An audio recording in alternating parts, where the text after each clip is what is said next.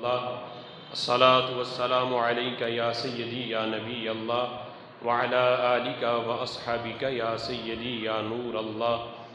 مولاي صل وسلم دائما ابدا علی حبیبک خیر الخلق كلهم هو الحبیب الذی ترجى شفاعته لكل حول من الاحوال مقتحم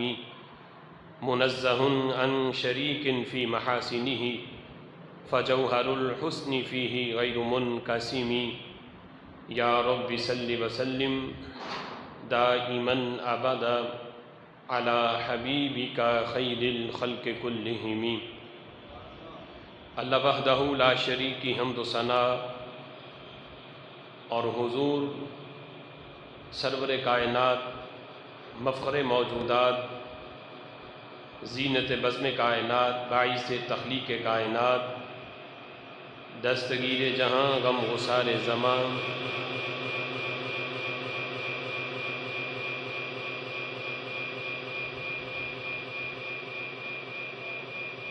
حامی بے کساں سید سروراں قائد المرسلین خاتم النبیین احمد مجتبی جناب محمد مصطفیٰ صلی اللہ تعالی علیہ وبارک وسلم کے دربار ناز میں ہدیہ درود و سلام عرض کرنے کے بعد نہایت ہی معزز محتشم حضرات و سامعین، رب ذوالجلال کے فضل اور توفیق سے جمعۃ المبارک کے اس بابرکت اور پر نور اجتماع میں ہم سب کو شرکت کی سعادت حاصل ہو رہی ہے۔ میری دعا ہے رب ذوالجلال ان مقدس لمحات کا صدقہ ہم سب کے گناہوں کو معاف فرمائے اور رب ذوالجلال ہمیں قرآن و سنت کا فہم عطا فرمائے۔ آج کے جمعۃ المبارک میں میری گفتگو کا موضوع ہے زیارت قبور و عظمت جنت البقیع۔ چونکہ آج غالباً شوال المکرم کی 9 تاریخ ہے۔ 8 شوال المکرم کا دن یہ وہ دن ہے جس دن پوری دنیا کے عظیم قبرستان جسے جنت البقیع کہا جاتا ہے، جس قبرستان میں پوری امت کے عظیم لوگ، عظیم ہستیاں جہاں مدفون ہیں، ان کی قبروں کو منہدم کیا گیا، ان کے مزارات پر بلڈوزر چلا کر ان کی قبروں کے نشان کو مٹایا گیا۔ تو اسی مناسبت سے آج کے جمعۃ المبارک میں بندہ مومن کی قبر کی شان اور بالخصوص عظمت جنت البقیع، اس کو ہم احادیث کی روشنی میں بیان کریں گے تاکہ جنت البقیع کی عظمت اور شان سن کر ہر بندہ مومن کا یہ مطالبہ ہونا چاہیے کہ جنت البقیع کی عظمتوں اور اس کی حرمت کو پھر سے بحال کیا جائے،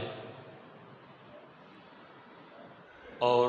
صحابہ اکرام علیہم رضوان اہل بیت اطہار کے مزارات جس طرح پہلے موجود تھے ویسے ہی ان کی عظمتوں کو بحال کیا جائے، تاکہ قیامت تک کوئی بھی رسول اللہ صلی اللہ تعالیٰ علیہ وسلم کی بارگاہ میں جب حاضری دے تو اسے پتہ ہو یہ رسول اللہ کے فلاں غلام کا مزار ہے، نبی پاک علیہ الصلاۃ والسلام کے فلاں آل میں سے فلاں ہستی کی یہ قبر ہے۔ حضرت امام مالک रहमतुल्लाह अलैह के कौल के मुताबिक जन्नतुल बकी वो अज़ीम कब्रिस्तान है जहाँ रसूल अल्लाह सल्लल्लाहु ताला अलैहि वसल्लम के 10,000 सहाबा की कब्रें मौजूद हैं। 10,000 सहाबा इकराम अलैहिम रिदवान को जहाँ दफन किया गया, जहाँ एक अल्लाह के वली बंदे मोमिन नेक बंदे की कब्र हो तो उसकी अज़मत इतनी है। रब्बे ज़ुल जलाल कुरान मजीद फ़ुरक़ान हमीद में फ़रमाता है, फ़ला उक़सिमु बिमवाक़िअन नुजूम, कि मुझे कसम है उस जगह की जहाँ सितारे ग़ुरूब होते हैं। सितारों के ग़ुरूब होने की जगह की रब्बे ज़ुल जलाल ने कसम उठाई, जिसकी एक तफसीर ये है, सितारों से के ग़ुरूब होने से मुराद वो जगह हैं जिन जगहों पे किसी अल्लाह के नेक बंदे, अल्लाह के बरगुज़ीदा बंदे, अल्लाह के वली की कब्र बने,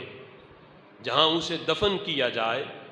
तो ये मतलब है कि वो सितारा वहाँ ग़ुरूब होता है। तो खल्क़ कायनात जल्ल जलालहू उस जगह की अज़मत को बयान करते हुए रब्बे ज़ुल जलाल कुरान में उस जगह की कसम का ज़िक्र फरमा रहा है। 10,000 सहाबा इकराम अलैहिम रिदवान की कब्र अनवर और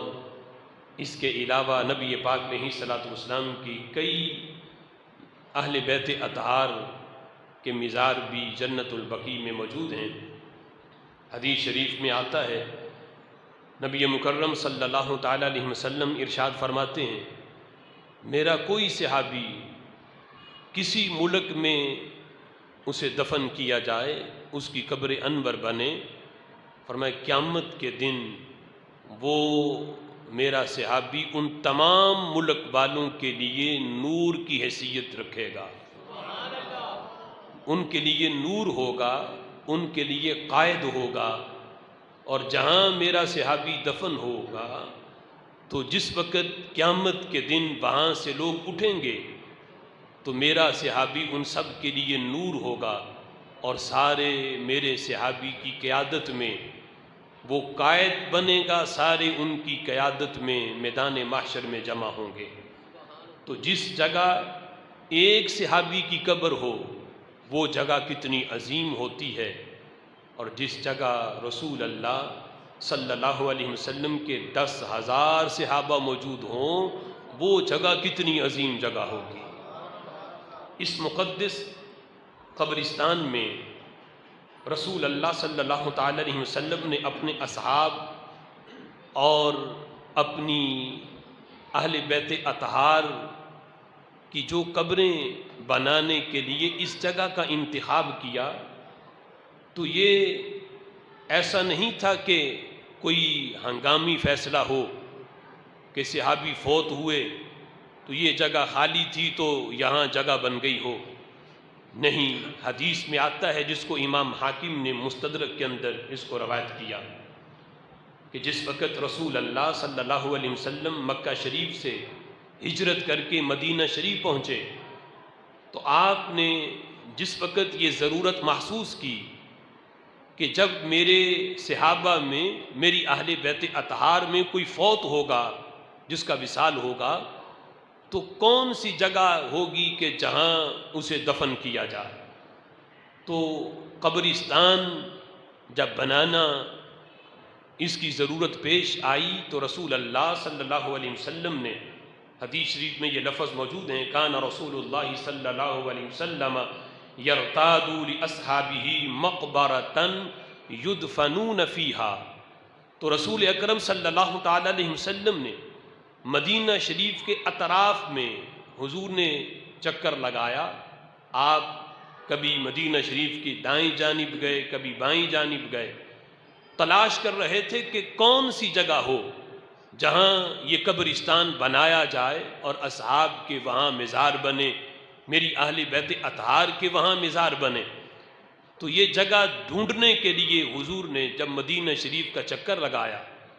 युदफनून फ़ीहा, ताकि उनको वहाँ दफन किया जाए, तो सहाबी कहते हैं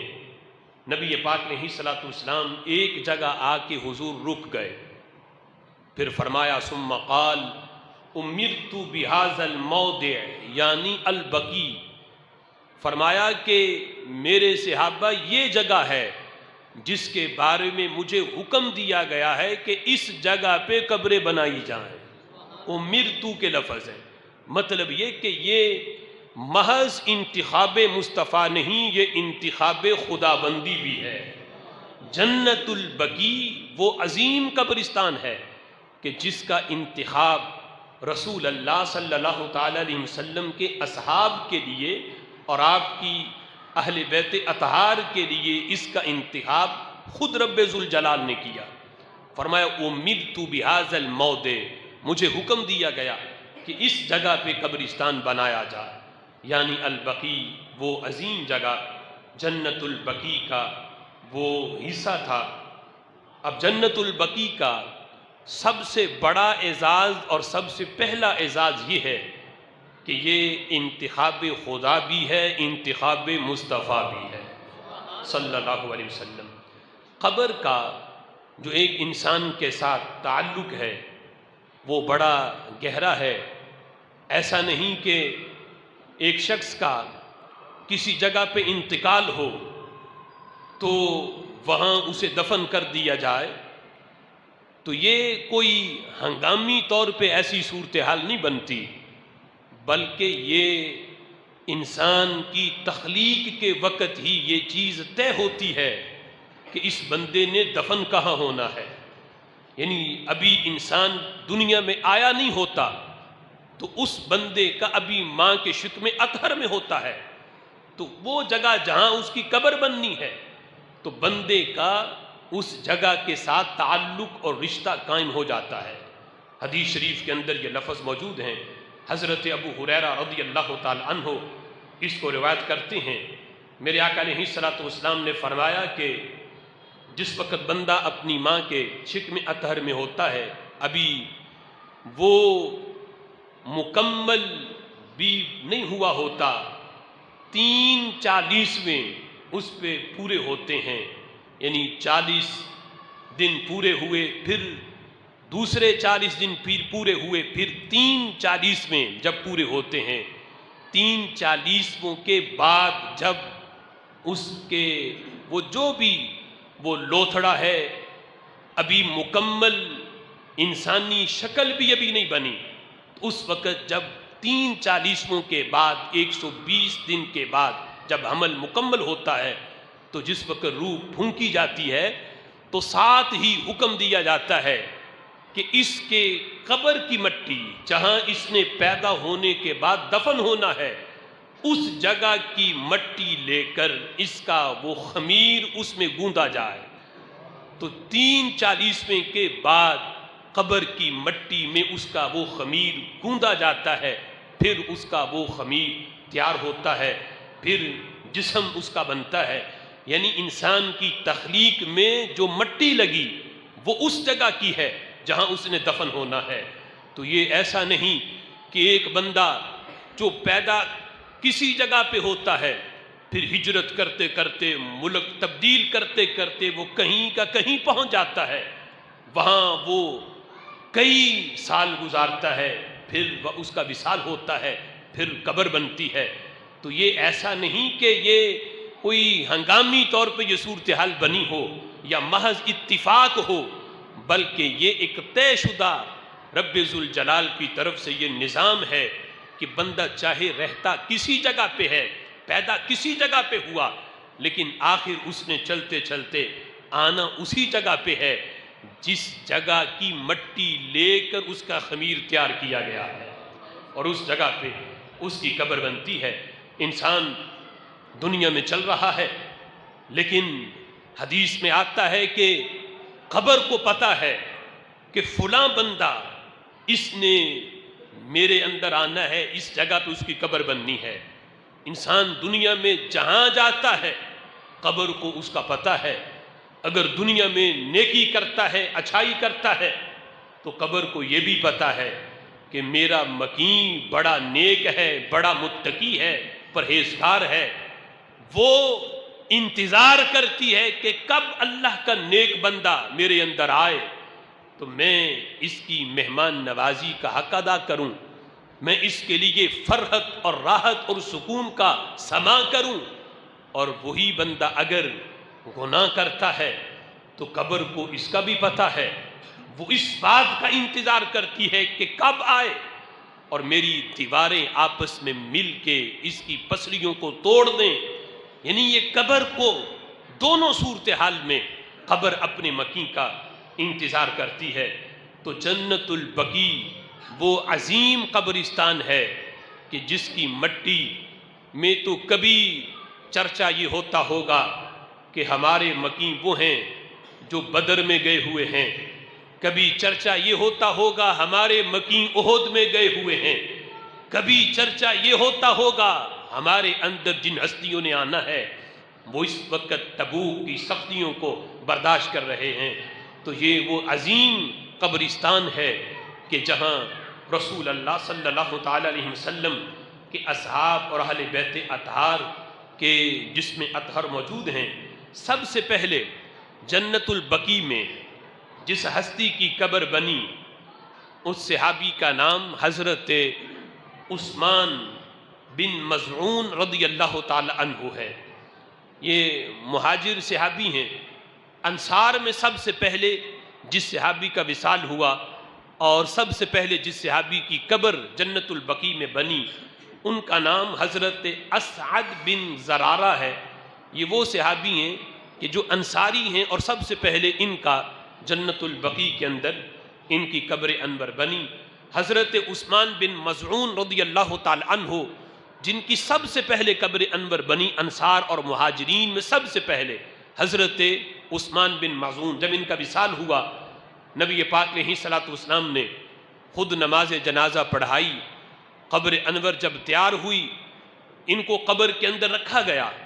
اوپر جب مٹی ڈالی گئی، قبر جب تیار ہو گئی، رسول اللہ صلی اللہ تعالی علیہ وسلم نے صحابہ کو بھیجا کہ جاؤ صحابہ وہ سامنے جو پتھر پڑا ہے اس پتھر کو اٹھا کے لاؤ۔ صحابہ گئے، پتھر وزنی تھا،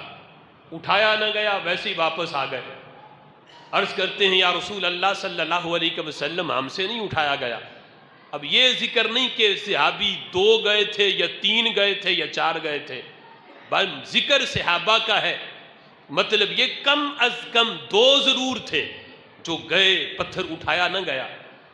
نبی پاک علیہ الصلوۃ والسلام اگر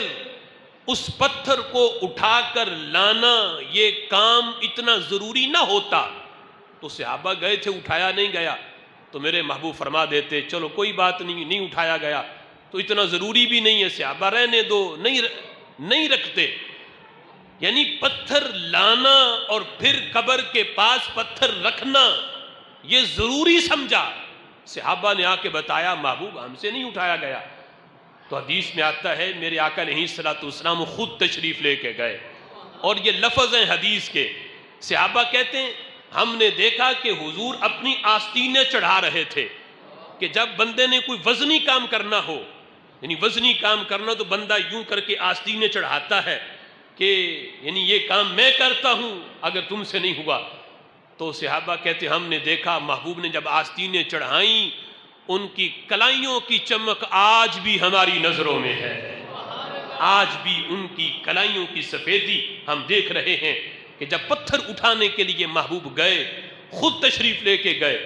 وہ پتھر جو 2 3 4 صحابہ سے نہیں اٹھایا گیا،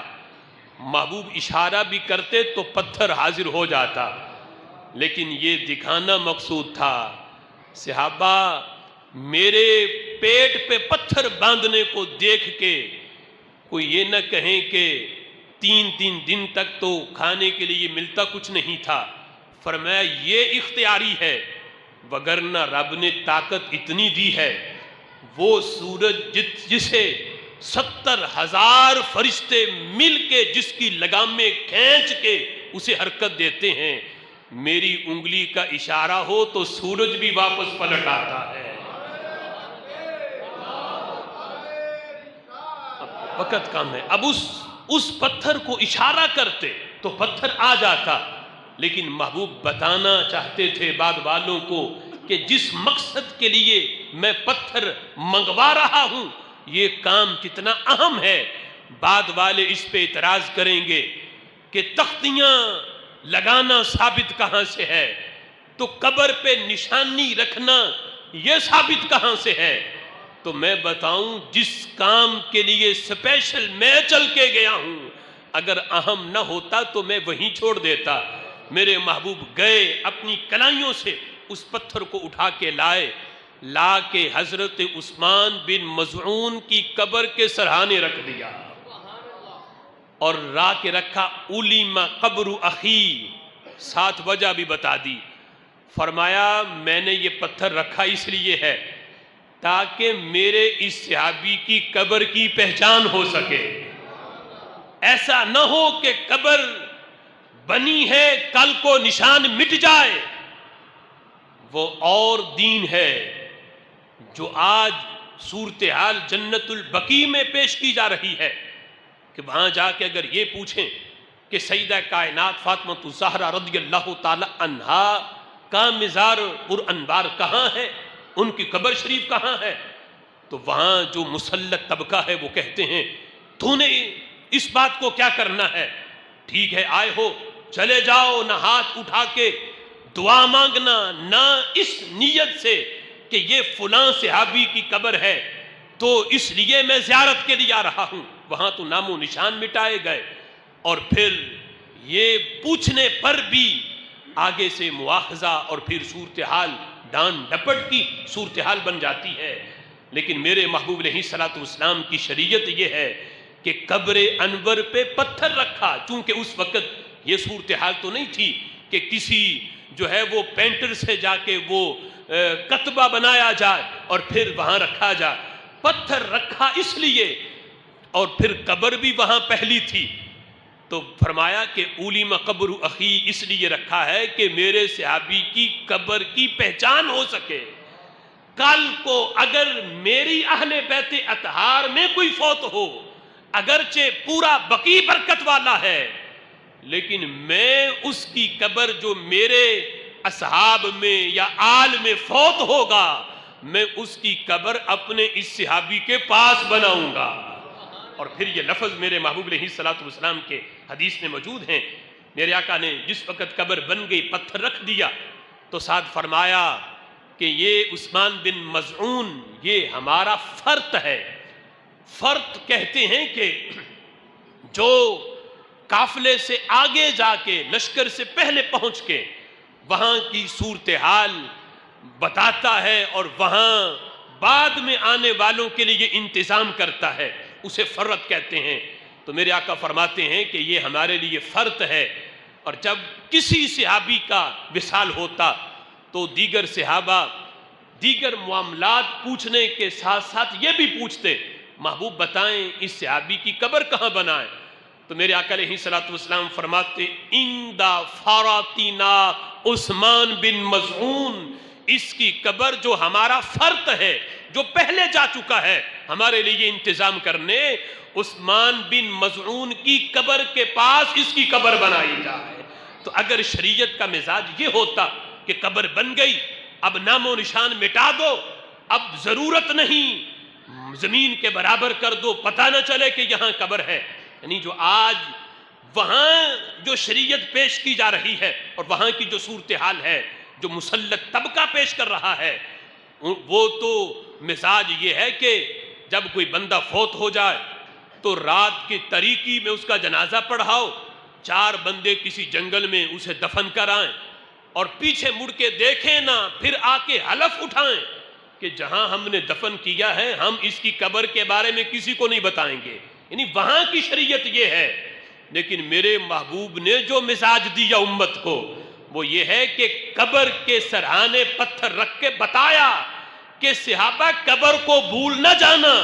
یہ نشانی رکھ دی ہے، اب جو بھی تم میں فوت ہوگا اگر وہ چاہے کہ مجھے برکت والی جگہ پہ دفن کرو تو عثمان بن مظعون کی قبر کے پاس دفن کر دینا۔ یہ مزاج میرے محبوب علیہ الصلوۃ والسلام نے دیا۔ اور پھر مستدرک امام حاکم میں یہ لفظ موجود ہیں کہ جس وقت آپ کی شہزادی حضرت زینب رضی اللہ تعالی عنہا کہ حضور کی بیٹیوں میں سب سے پہلے حضرت زینب رضی اللہ تعالی عنہا کا وصال ہوا اور ان کی قبر انور بنی۔ ویسے آپ کی چاروں صاحبزادیوں کی قبریں جو ہیں وہ جنت البقیع میں ہیں، تو حضرت زینب رضی اللہ تعالی عنہا کا جب وصال ہوا تو آ کے جب بتایا گیا کہ آپ کی صاحبزادی کا وصال ہوا تو میرے محبوب نے ڈیوٹی لگائی کہ غسل کس نے دینا ہے، اور پھر فرمایا کہ جب غسل دے لو تو پھر مجھے آ کے بتانا۔ جب غسل کا کام مکمل ہوا تو آقا علیہ الصلوۃ والسلام نے اس وقت جو تہمد آپ نے باندھا ہوا تھا وہ تہمد اتار کے کوئی اور باندھا اور وہ تہمد آپ نے دیا اور فرمایا میری بیٹی کو میرے اس تہمد میں کفن دو۔ محدثین نے اس حدیث کو لکھنے کے بعد اس کی شرح میں لکھا کہ حکم تو یہ ہے کہ کفن کسی نئے کپڑے میں دیا جائے، یا نیا نہ ہو تو کم از کم دھلا کپڑا ہو، یعنی استعمال نہ ہوا ہو، دھلا ہو، اس میں دیا جائے۔ اور یہاں خود میرے محبوب نے اپنا تہمد اتار کے دیا اور فرمایا اس میں کفن دو۔ تو محدثین نے فرمایا کہ یہ کام رسول اللہ صلی اللہ علیہ وسلم نے اپنے جسم اطہر کی برکت دینے کے لیے ایسا کام کیا تاکہ میرے جسم کی تازہ برکت میری بیٹی کو مل جائے،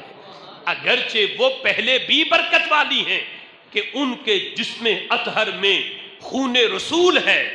ان سے بڑا برکت والا کون ہو سکتا ہے، لیکن میرے محبوب نے بتایا اگرچہ پہلے بھی برکت موجود ہے لیکن مزید برکت مل جائے گی، اور تازہ برکت دینے کے لیے رسول اللہ صلی اللہ تعالی علیہ وسلم نے اپنا تہمد اتار کے دیا۔ فرمایا کہ وہ عظمت نہ نئے کپڑے میں ہے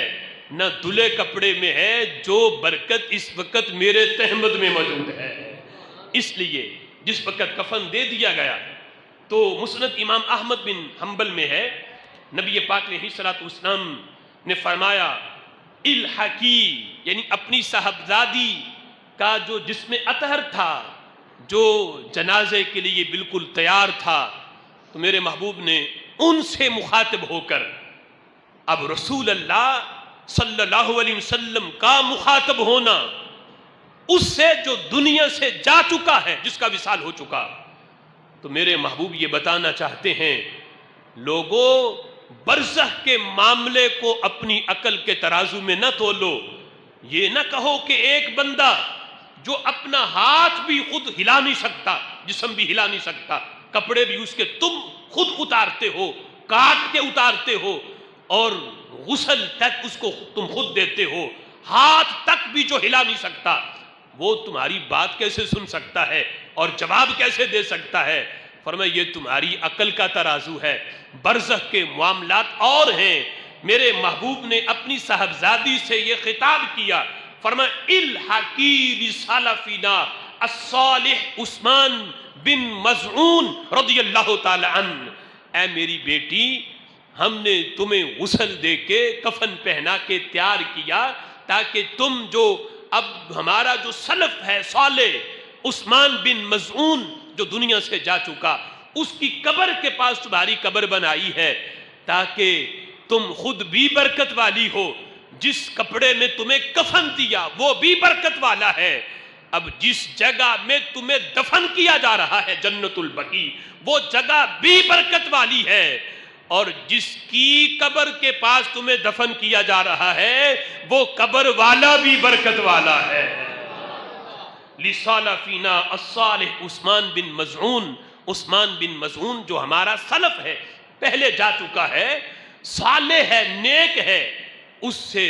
تم جا کے ملو، مطلب یہ ہے کہ اس کی قبر کے پاس تمہاری قبر بنی ہے، اس کے ساتھ لاحق ہو جاؤ، تو مطلب یہ ہے کہ نیک بندوں کی قبر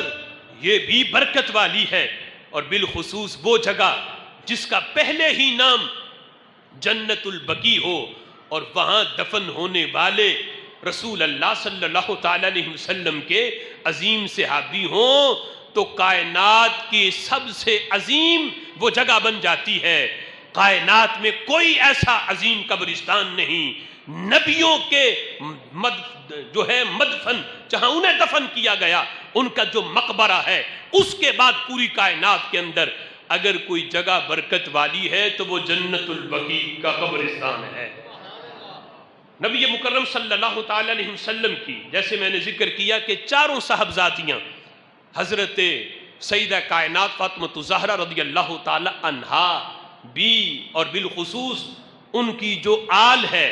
حضرت امام حسن مصلح امت حضرت امام حسن رضی اللہ تعالی عنہ، ان کا مزار پر انوار بھی جنت البقیع میں ہے۔ اور ایک روایت کے مطابق حضرت امام حسین رضی اللہ تعالی عنہ کا سر مبارک بھی جنت البقیع میں مدفون ہے، یعنی جنت البقیع میں وہ اسے دفن کیا گیا۔ ایک روایت کے مطابق آپ کا سر انور بھی جنت البقیع میں ہے۔ رسول اللہ صلی اللہ تعالی علیہ وسلم کے عظیم چچا حضرت عباس رضی اللہ تعالی عنہ کی قبر انور بھی جنت البقیع میں ہے۔ حضرت امام زین العابدین، حضرت امام جعفر صادق، حضرت امام محمد باقر رضی اللہ تعالی عنہ، یہ عظیم ہستیاں اہل بیت اطہار کے آئمہ، ان کی قبر انور بھی جنت البقیع میں، اور رسول اللہ صلی اللہ تعالی علیہ وسلم کی 9 ازواج مطہرات کی قبر انور بھی جنت البقیع میں موجود ہیں۔ پوری امت کی مائیں، جہاں ایک بندہ مومن کی ماں ہو تو وہ جگہ جنت ہے۔ میرے آقا فرماتے ہیں ان الجنت تحت اقدام الامہات، جنت تمہاری ماؤں کے قدموں کے نیچے ہے۔ تو یہ نہیں کہ ماں زندہ ہو تو پھر تو جنت قدموں میں ہے، دنیا سے چلی جائے تو پھر جنت نہیں۔ نہیں، ماں اگر قبر میں ہے تو ماں کی قبر کی جو پاؤں والی جگہ ہے، حدیث کے مطابق وہ جگہ بھی جنت والی ہے۔ ان الجنت تحت اقدام الامہات، تو جس جگہ عام بندہ مومن کی ماں ہے وہ جگہ جنت ہے۔ آج لوگ کہتے ہیں کہ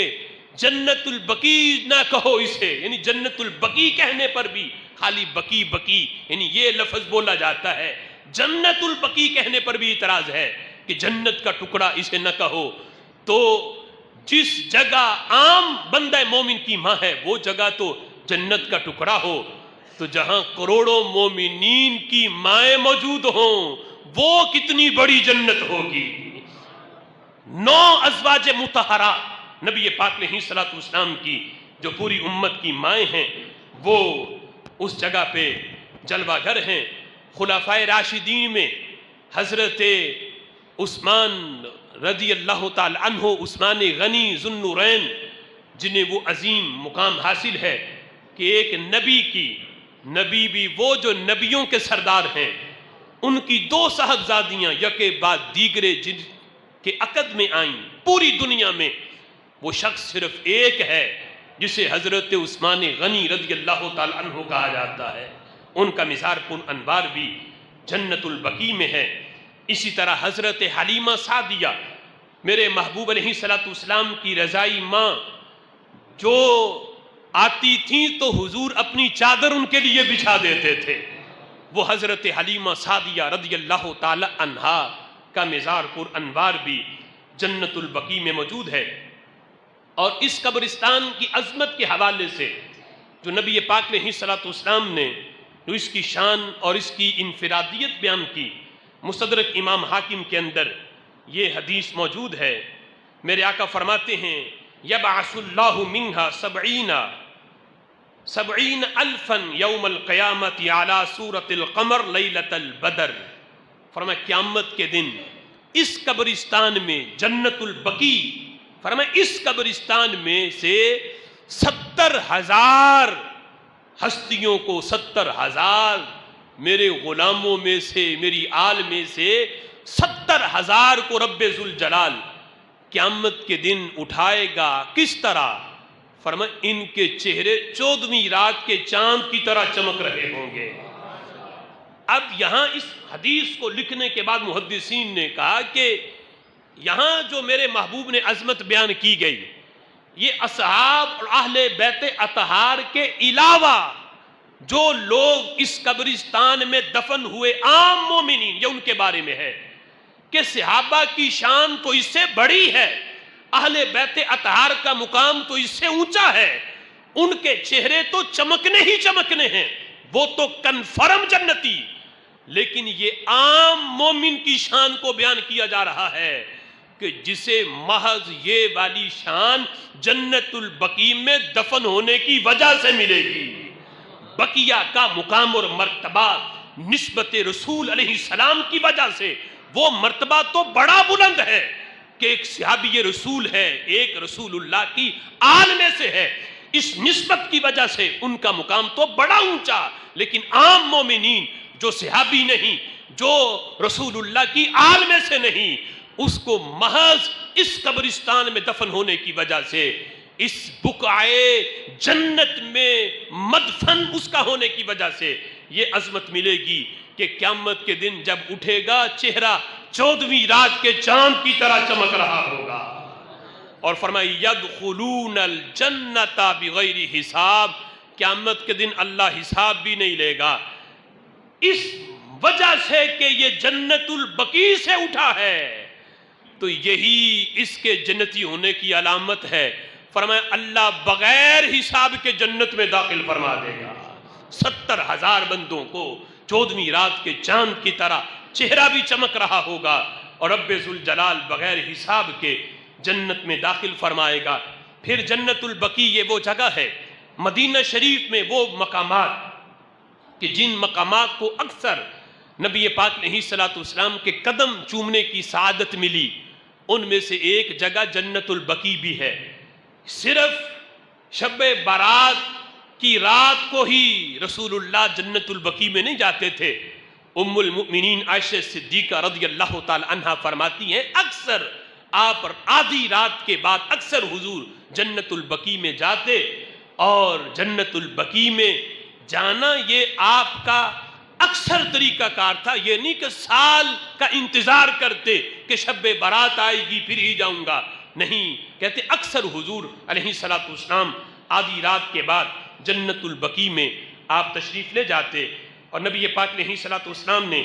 ایک عظمت جنت البقیع کی یہ بھی بیان کی، فرمایا اول من تنشق الارض، فرمایا سب سے پہلے قیامت کے دن جس کی قبر کو سب سے پہلے کھولا جائے گا،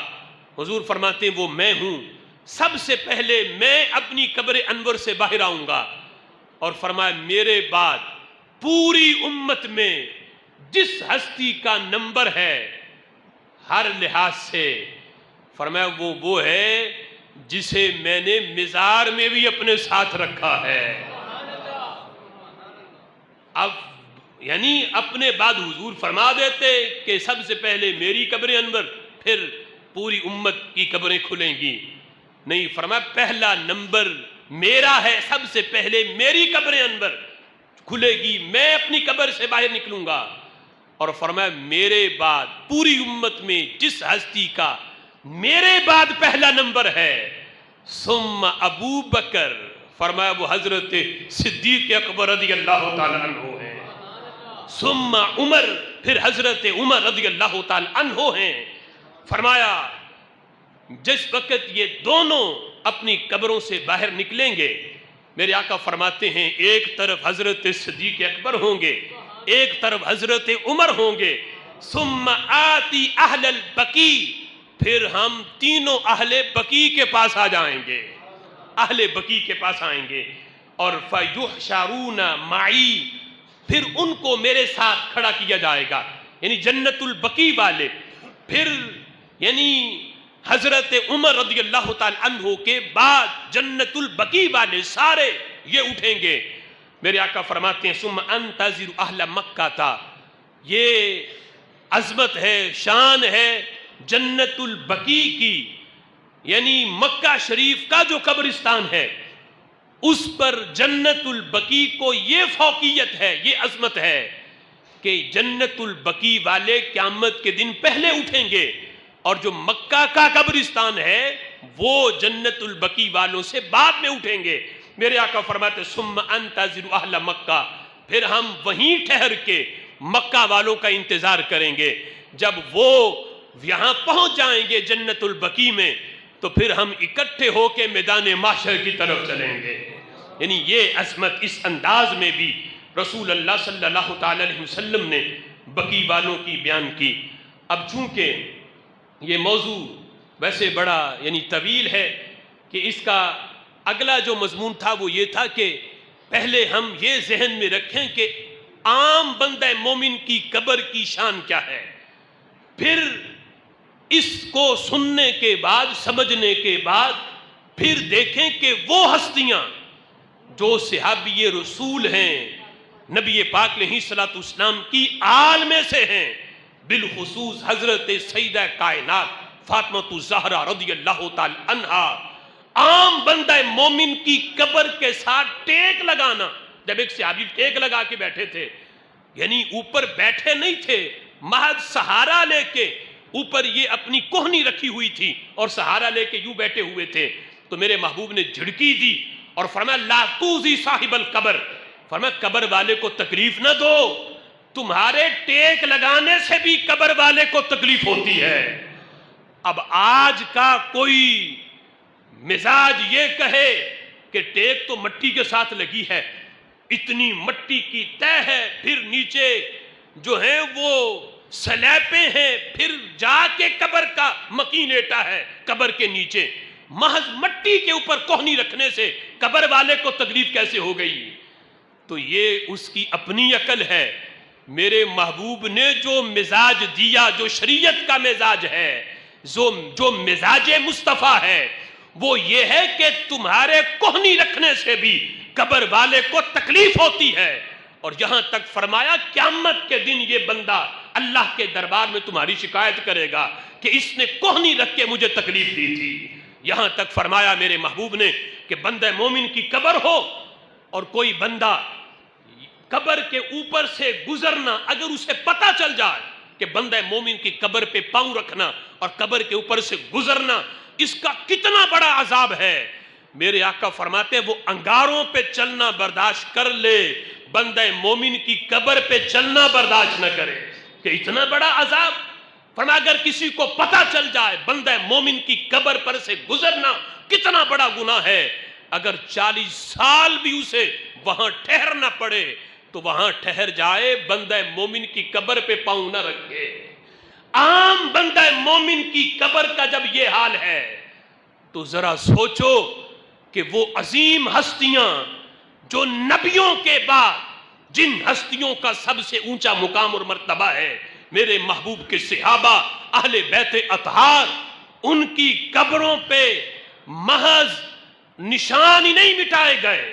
بلڈوزر ان کی قبروں پہ چڑھائے گئے اور بلڈوزروں سے ان کی قبروں کے نام و نشان مٹائے گئے.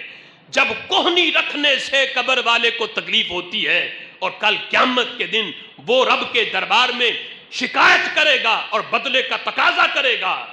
تو جن کی مزارات ڈھا دیے گئے, بلڈوزر چلا دیے گئے اور معاذ اللہ ان کی قبروں کے اوپر سے راستے بنا دیے گئے, تو یہ کتنا بڑا وبال ہے. لہذا اس مزاج کو کوئی یہ دین نہ سمجھے, اس مزاج کو جو آج وہاں مسلط طبقہ ہے حرمین شریفین میں, اسے دین نہ سمجھے. دین وہ ہے جو آج احادیث کی روشنی میں ہم نے